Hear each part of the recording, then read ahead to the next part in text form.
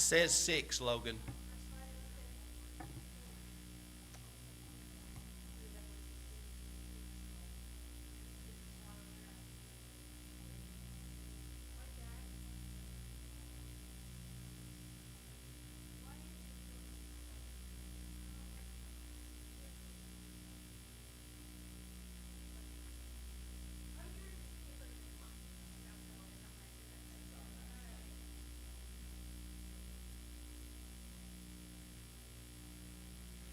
Okay, everybody.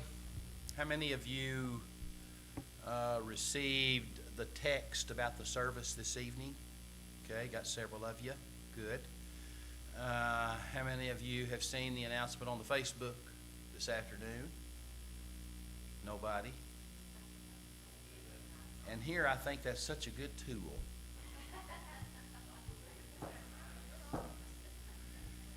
Anyway, I did not announce this morning because I did not plan this. And after it came to light, I just felt really compelled because I've been following this and aware of this, and this is in my in my field of play, and right where I'm at on my spiritual journey and service to the Lord. But our Southern Baptist Convention has been having for a couple of years an emphasis called Who's Your One? And basically the emphasis of it and the rally tour that they're having everywhere around the country and even on foreign mission fields is to challenge people to pick someone as a result of prayer and the Lord's leadership that will be your one, that you begin to pray for and develop and build a relationship with, and then in the course of time, as God leads in that direction, for you to share the gospel with them and take it all the way to the point of invitation and leading them to a personal relationship with Christ. I say this is in my wheelhouse because you probably know it's one of the emphasis I have from time to time preaching, and it will continue to be no apologies. But also, even yesterday, pretty neat. Now, some of you have done the Zoom conferences and Zoom meetings and virtual meetings. Well, I did my first one yesterday. You have to remember I'm retired. And I was part of a training, evangelism training, for a lot of our OJPM, which is Oklahoma Jail and Prison Ministry chaplains around the state, as well as all the helpers to the jail ministries around the state. And it was by Zoom. And the pastor at Metropolitan Baptist Church in Oklahoma City did the how to present the gospel part. And then after that, sitting on my picnic table, sitting at my picnic table on the back porch yesterday, my session to teach was moving from the presentation of the gospel to the commitment. So moving that person from hearing the presentation of the gospel to the commitment. Mine was a highly focused area on how to do that. And so all I'm saying that to you for is because that's in my wheelhouse. And one of my desires, and the Who's Your One emphasis, I have applauded that. And they are having a Who's Your One tour rally at Quail Springs Baptist Church in Oklahoma City today and tomorrow, actually. We'll be training a ton of the different pastors, but the rally is at the church and for the church folks. And Johnny Hunt will be preaching tonight. Are you finding it, Logan?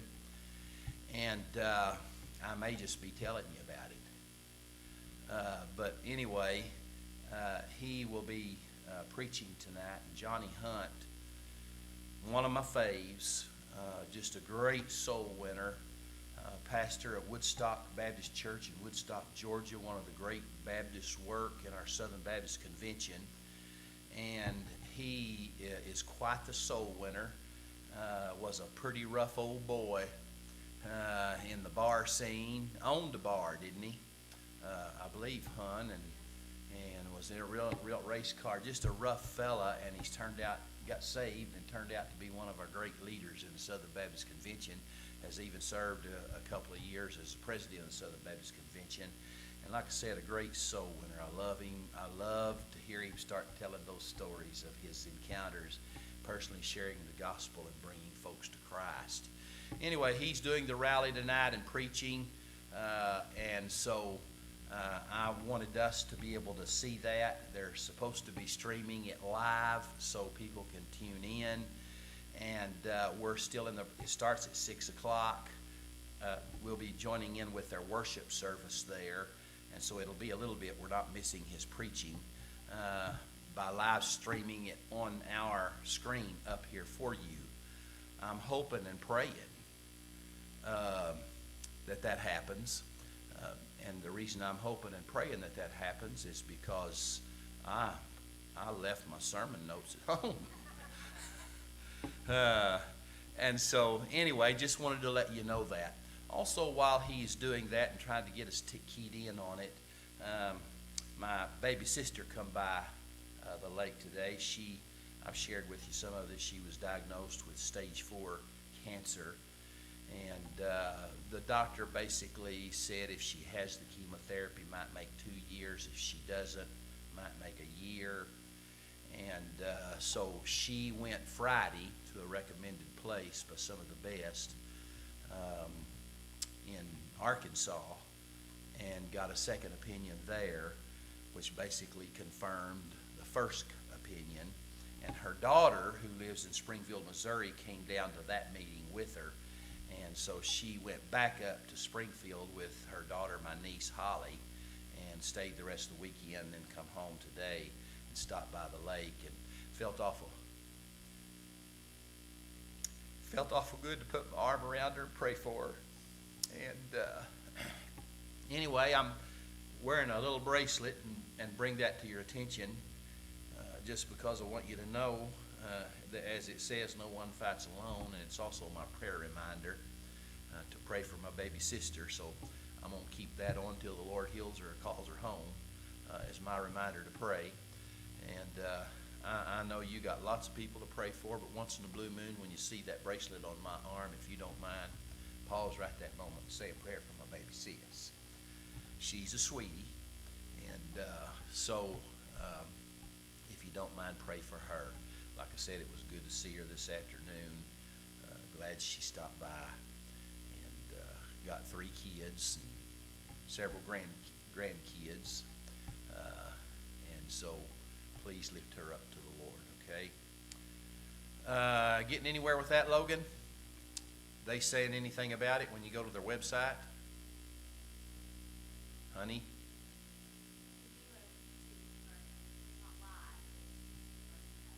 Well, we can't do that now. Well, it's going on right now. Okay, that's the same thing that he's preaching. Okay, let's do that then.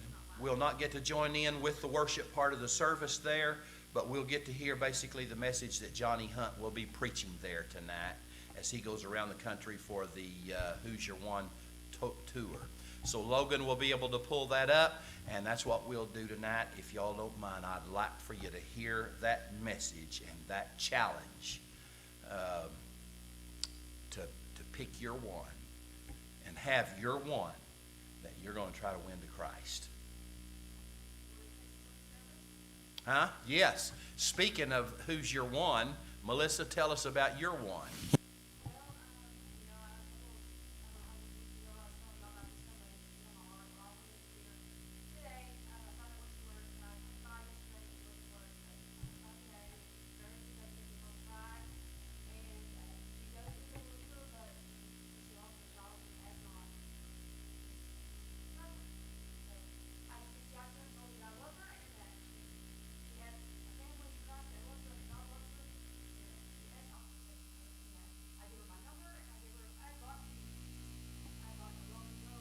Uh-huh.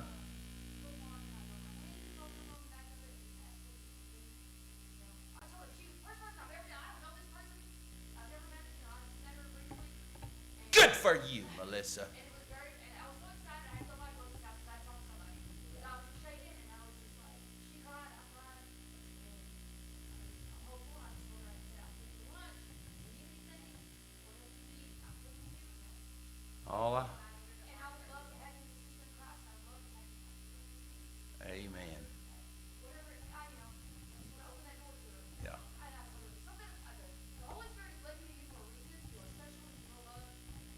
Amen.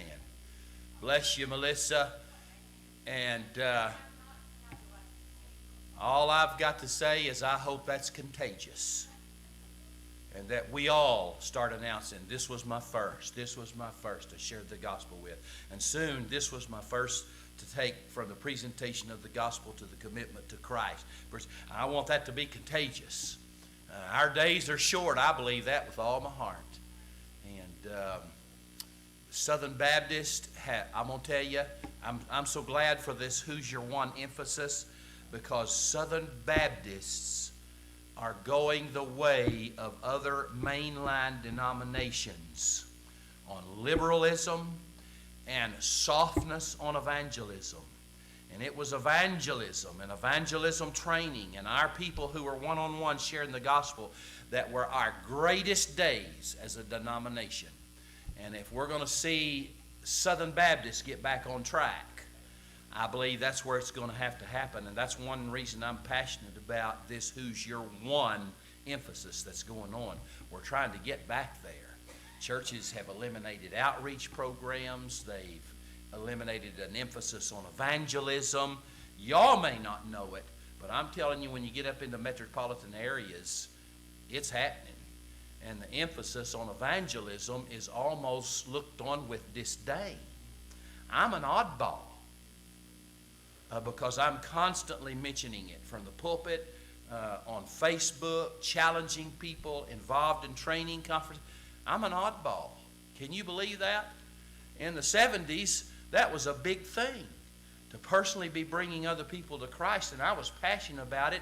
I'm still doing it, and I'm an oddball in my own denomination. It's sad to me. So I'm really passionate about this Who's Your One moving forward and people catching a hold of that. And I hope what you're doing, Melissa, is contagious to all of us here. Know that some of you others are doing it as well. But let's just go get her done. That's what I told. I sat out on my back porch and did that training conference yesterday virtually and on Zoom, in a Zoom meeting. And I started it by moving out of the way so they could see the lake in the background. And talked about retiring. And even though I've retired, I'm still fishing for me, and I just get to do a little more fishing, as you've heard me say, on the lake than before. And then I went through the training on how to move from the presentation of the gospel to the actual commitment with that person. I call it the big ask. Jesus called it, and that's why I showed the picture of the lake, Jesus called it drawing the net. In the modern day, we'd call it setting the hook. But anyway, shared on that.